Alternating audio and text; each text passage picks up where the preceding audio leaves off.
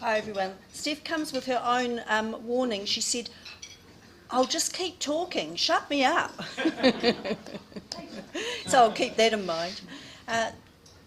Nice to see everybody. I'd like to welcome Steph Dyhrberg, who is our Wellingtonian of the Year 2018. Congratulations, Steph, that's fantastic.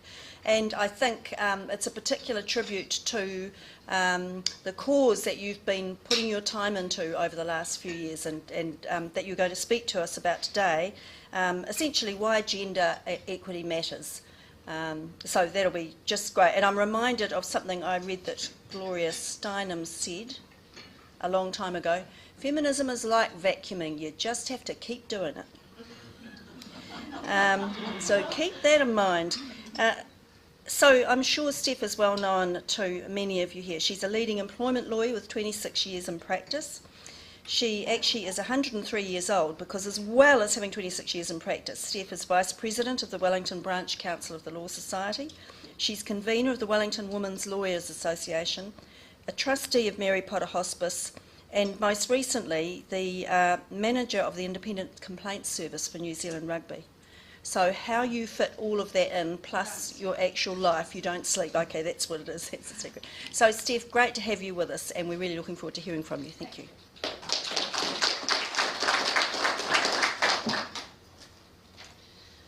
Kia ora koutou, ko Steph Dyhrberg ho. Thank you very much for having me here. It's been a few years since I've spoken to this club, but I seem to have been on the Rotary speaking circuit lately. So I've been to Karori, it's sort of that song, you know, I've been everywhere, man. I've been to Karori, and I'm about to go to Port Nick, I'm going to go to Paraparaumu. So it's really great to get the opportunity to speak to really diverse groups across the community. And the things that I normally talk about are generated from my experiences both as an employment lawyer and as an advocate, particularly in the last year, for gender equality in the area of preventing sexual harassment in the workplace, but also just from my experience in business and working with business people, you know, running my own firm with a partner, and also from 53 years, 364 days, 3 days of being a woman in the world. It's my birthday tomorrow. Gifts gratefully received. So what have I been talking about? Why am I up here? Why was I Wellingtonian of the Year last year? Well, about this time last year, or maybe mid-February, I got a phone call from a journalist to say, there's a story breaking about sexual harassment in a big law firm, and I went, Russell McVeagh, and they went, oh, you know about it? And I went, no, not really. Full disclosure, I had worked at Russell McVeagh in my youth.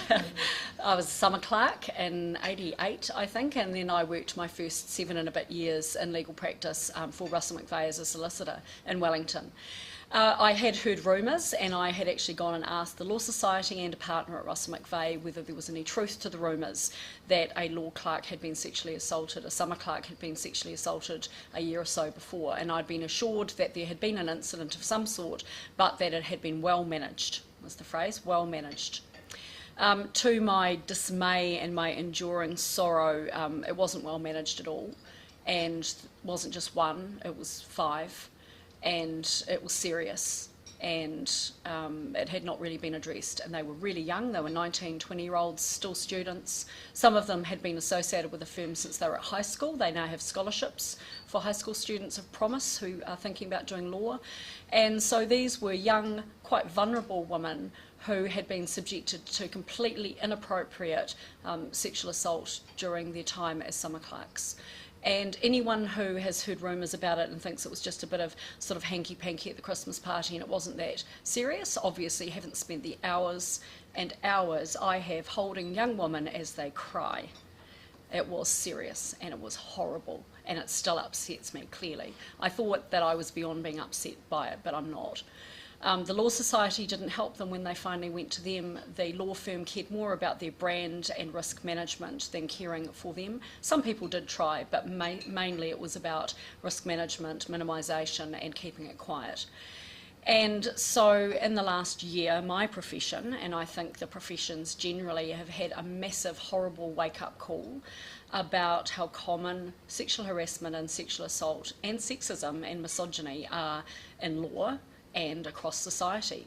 Now, why this was a particular surprise to many people, I really can't tell. I think we've had a culture, maybe it's a Kiwi thing, but I read enough and talk to enough people from around the world to think that we're not alone in this. But the sort of culture of shame and secrecy that's wrapped around women particularly, but all victims of behaviour in the nature of sexual harassment and assault, keeps them quiet. And rape and sexual assault are about power and the misuse of power and control. And so, of course, that power and control is then used to silence people and shame them. Children who are subjected to abuse, same thing. You keep them quiet, you know. So there's been a real climate of silence, and I think people who are subjected to this behaviour often feel like something bad will happen to them if they speak up about it. What we've also found, and I think Ali Moore's team at Stuff have done a fantastic job in the last year, and they wrote a series of articles that are still online for Stuff in the last week or so about what happens when people actually do make complaints. And I can tell you now, it often ain't pretty. That's been really disappointing as well, because everyone's, oh, why don't they speak up? Oh, it's really hard and difficult, and oh, if only they made complaints. Well, when they do, they often then get shamed for that, or they get put through processes that they find nearly as distressing as what happened to them in the first place. And often nothing happens, or they don't get told what happens, or they end up being the ones who leave. And they find that then their careers are harmed. You know, rumour and speculation, they're that person, they cause trouble, they're a troublemaker. So it's not pretty, and I don't want to make it sound like it's everywhere all the time, every day, every person, but it's so prevalent. I mean, the stats have always been there, and again, I'm not sure why this is a surprise to a lot of people, but 1 in 4 women will experience some form of sexual assault in their lifetime. You know, 1 in 3 people will suffer that sort of experience of sexual harassment in the workplace in their lifetime. You know, in study, in all sorts of endeavours, people experience this all the time. Predominantly, it is women who experience it, and women don't have as much social value. I think that's the main problem. And I've been talking a lot with colleagues around the world and in different disciplines about what we do about it. Where do we go to from here? You know, we've got a lot of men feeling really defensive. Some men are scared about where are the lines now. I don't know what I'm allowed to say or do anymore. I don't want to take a woman out for a coffee because it might be misconstrued. You know, I don't know where to look or, you know, what to say. And I think I get that. I get why that feels difficult. But then if you flip it, I work with men all the time. Some of them I find reasonably attractive. Some of them are young. You know, they dress quite well. I'm often in social situations where there's alcohol. I sometimes am working alone with them until all hours of the night and day. We're litigators. And somehow I've managed to never actually lay a hand on any of them in a sexual way. I know, I mean, go me. But in all seriousness, you know, it is about the paradigm of your sense of what's okay and respecting other people's bodily integrity and respecting what they're there to do, which is to work, and respecting people as equals and respecting them as colleagues, and knowing that you don't touch people inappropriately at work, that you don't make sexist jokes, that, you know, you don't undermine people because they're female. And so if that's a new idea to people and it blurs the lines for them, then I'm really glad we're having this conversation as a country, as a profession, as whatever, because this is a conversation we need to have, clearly. We've had lots of systems and processes and laws for a very, very long time, but it still happens. And in law, I've had a few people say the surely word. Surely is a huge red sign, like the one Winston held up once, the no sign. Surely immediately tells me that the person either doesn't really know what they're talking about, but they're going to talk about it anyway, or they really know that what they're about to say isn't right, but they really wish it was. And so they'll say to me, surely all this is now fixed. Surely everyone's safe in the legal profession now after everything that's happened in Dame Margaret's report and all those things. Surely we don't have to keep talking about this. And I'm like, yeah, no, that's wrong. No. Because I still get these calls all the time, and I still get these emails. And who are they from? They're your wives and daughters and nieces and goddaughters and mothers and friends they're real people, and they're telling me constantly that this stuff is still happening. And they're telling me about the processes that they've gone through in the last while, where they finally summoned the courage and they got a little bit of support and they managed to go and tell someone in HR or a manager about it, and how a bad process happened, or nothing at all, or worse, that they basically got pushed out, or that they got a cheque and a settlement agreement with confidentiality in it, so that's all better, isn't it? And that they moved on to somewhere else. I'm picking up the pieces of this all the time, and sometimes it's just breaking my heart into little bits, because I've got daughters in their 20s, and I've got nieces in their 20s, and I just think my generation needs to fix this. It's not the young women, they're not the problem. Our generations between us, we need to own this, we need to fix this, and we need to make sure that this cycle is broken.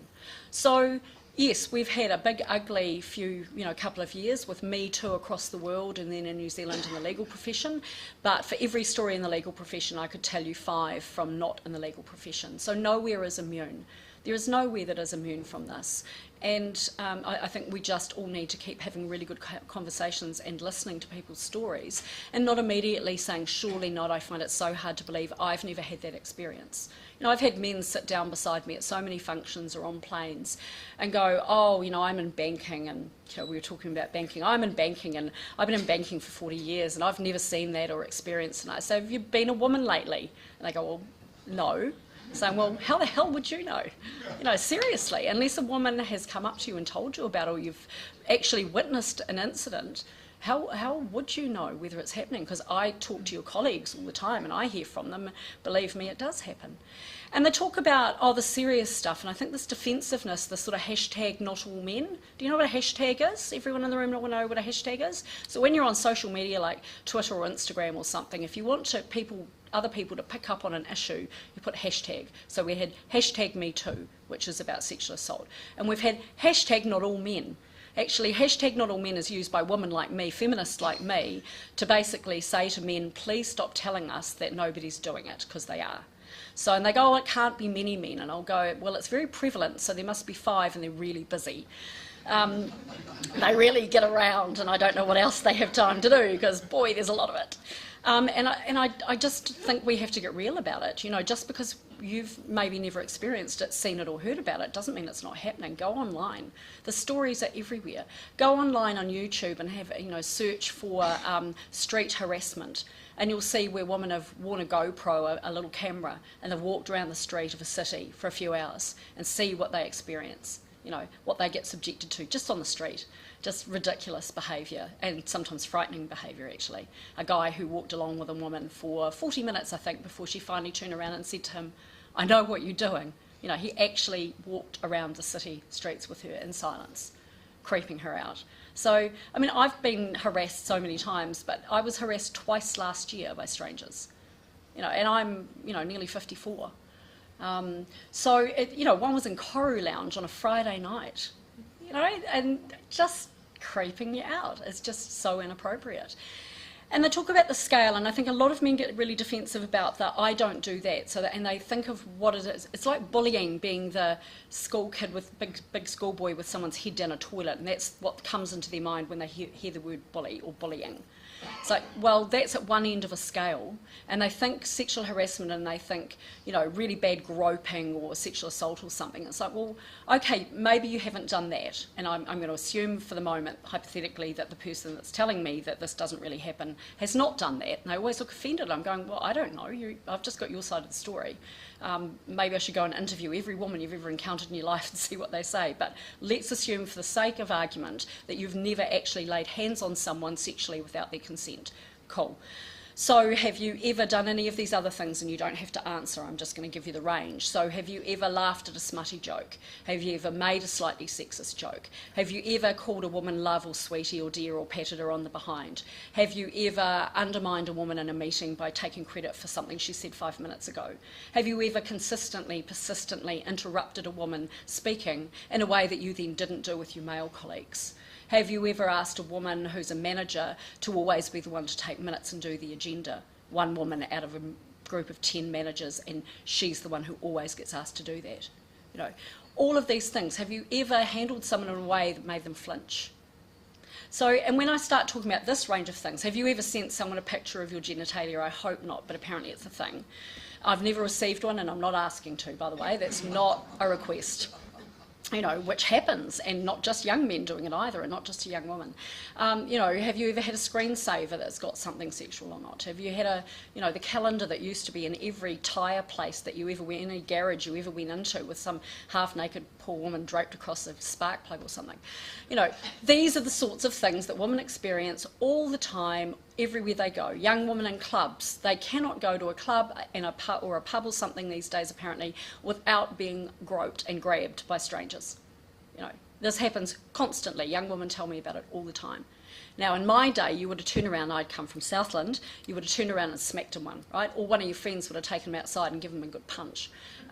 It didn't happen as much, I think, back then, this grabbing, but, you know, we didn't have nightclubs in Invercargill. They weren't really a thing, so maybe I just didn't get out enough. But I do remember, you know, later on going, you know, one of my student days in Dunedin, going overseas, I've been all over the world, you know, I've been to all sorts of places, and that thing of being grabbed, you know, I've been grabbed by a man old enough to be my granddad walking down the street in Turkey. I've had a guy on a bus, you know, in Greece rub up against me in a revolting fashion. I've been wolf whistled out, I've been chow ballad, whatever. I got back to New Zealand and I remember just being so offended the first time a man on the street said something to me, because I thought, this is New Zealand, this is my country, this is where I live, I should feel safe here. So this is the kind of stuff. Now, women do talk about this stuff to each other a lot. And we write articles and we do talks and, you know, we put things in newsletters and we try and tell these stories quite often. But when I asked my husband once why my male colleagues weren't reading these articles that I was putting in Law Talk and things, he said we glide over what's not relevant to us. I went, I get it now, I get it.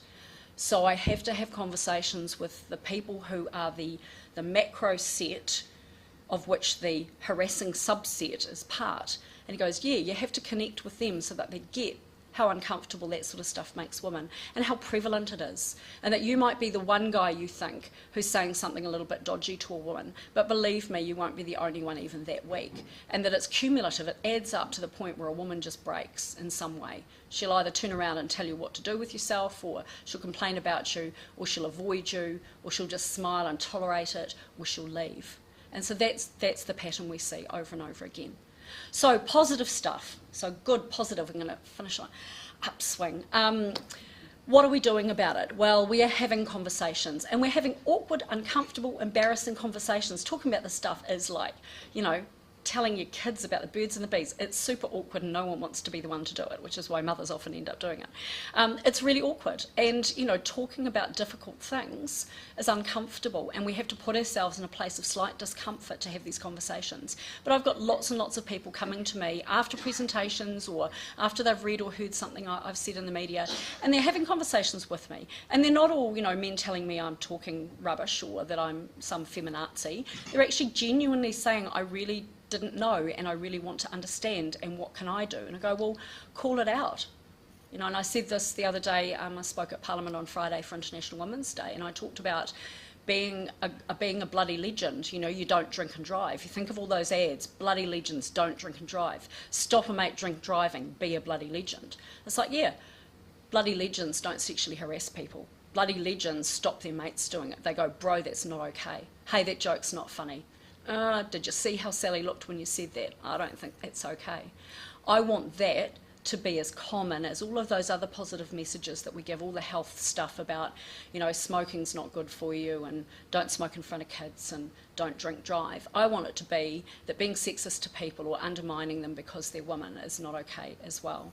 So that's what we're doing. We have lots of conversations and workshops, and people are coming and asking questions, and that's why I talk at all these things when people ask me to come, because I've been trying to have these conversations for a really, really long time, but I've mostly been talking to women, and mostly the women are not the ones who need to change their behaviour, because no woman ever asks to be sexually assaulted or sexually harassed. Thank you. That's me. I'm happy to answer questions if I have time. Yes, Is that all right? Yes, there are definitely time Excellent. for questions. So you can say to me or ask me anything you like. Yes? Just on the generational thing, is it equally predominant against young and middle-aged and older men, or is it mainly an older generation problem, or what? It's mostly middle-aged to older men in positions of authority, who, when surveyed by the Law Society, said they thought our culture was fine. It's a grown-ups problem, and we're teaching the children because they watch what we do. They watch what the men do, and they watch how the women don't do anything about it if they feel powerless. Julie? Julie? So what you're saying, largely emphasise younger women and stuff, but I think there's another thing that happens with older women is they get ignored. So I think there's a point at which you're, this is a very bad joke by somebody, I won't say, but there's a point at which you get to a certain point in an arc that you're ignored. And that's another aspect of it, I think, Yeah. is the you become invisible. Oh, I hit 50, and all of a sudden overnight, you know, I'm like, why are people walking through me on the street? It's like, you know, it's almost like women over a certain age suddenly start dressing really brightly and dyeing their hair really bright colours. It's because they're invisible.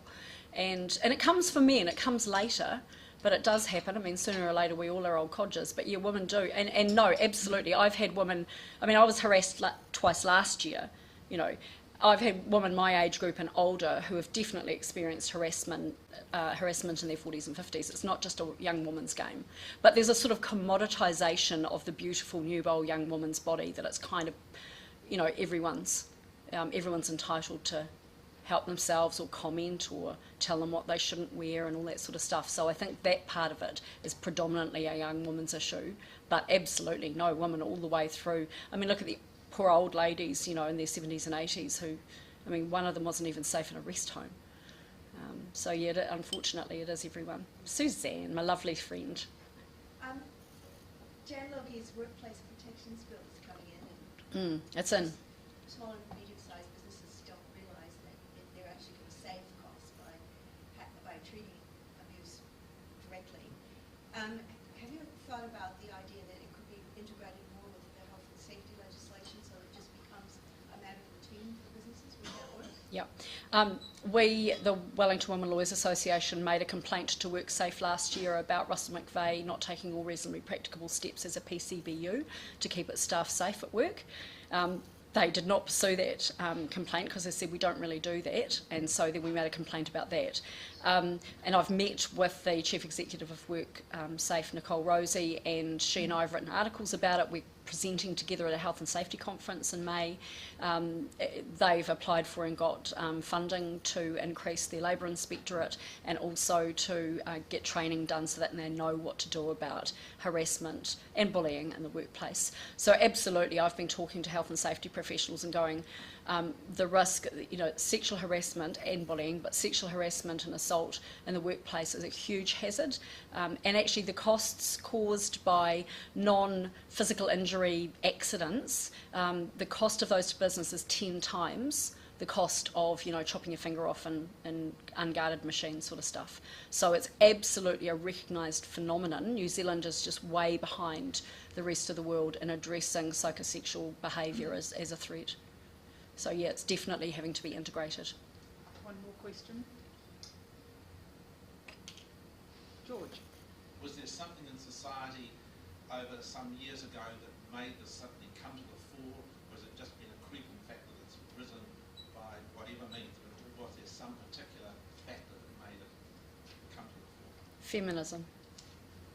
Woman after woman, wave after wave of feminists forever, building on the work that they've all done, and then a next generation thinking it's all fixed and then finding out to their horror that it's not, and then becoming feminists and then fighting a bit more. It's sort of like fighting along the beach at Dunkirk or something, you know, you either get pushed forward or you get pushed back, but you just keep moving.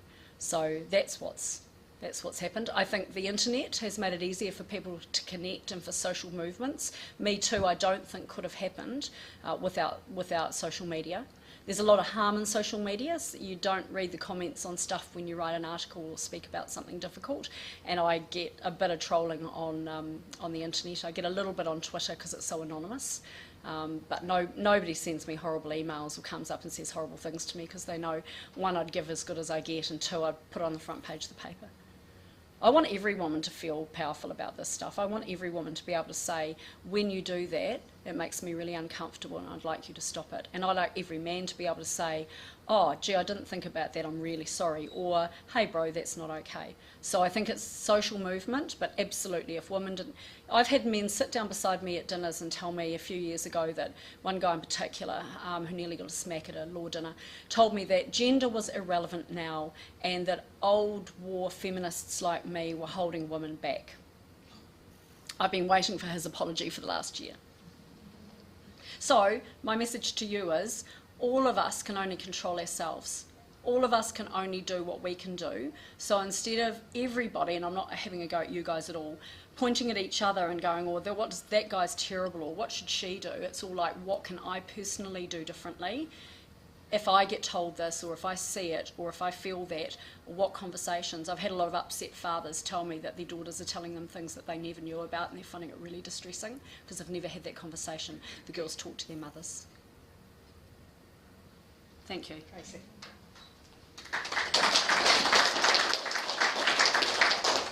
I think your question stole my thank you topics as well.